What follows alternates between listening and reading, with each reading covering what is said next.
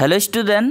18 মাৰ্চত যিসকলৰ environmental education সাবজেক্টৰ exam আছে তেওঁলোকৰ বাবে আজি লৈ আহিছো কিছুমান কমন কোৱেশ্চনছ আৰু তোমালোকে 18 মাৰ্চত এনভাইৰনমেন্টেল এডুকেশ্যন সাবজেক্টৰ এনেকুৱা নিচিনা প্ৰশ্ন কিন্তু তোমালোকে দেখিবলৈ পাবা তো আজি আমি তোমালোকক ইয়াতে যিখিনি প্ৰশ্ন দিবলৈ গৈ আছো এইখিনি যদি তোমালোকে ভালকে পঢ়ি যোৱা তেন্তে তোমালোকে ইয়াৰে পৰা প্ৰায়খিনি প্ৰশ্ন তোমালোকে সেম টু সেম কমন পাই যাবা তো তোমালোকে এই প্ৰশ্নখিনি ভালকে পঢ়ি গলে হৈ যাব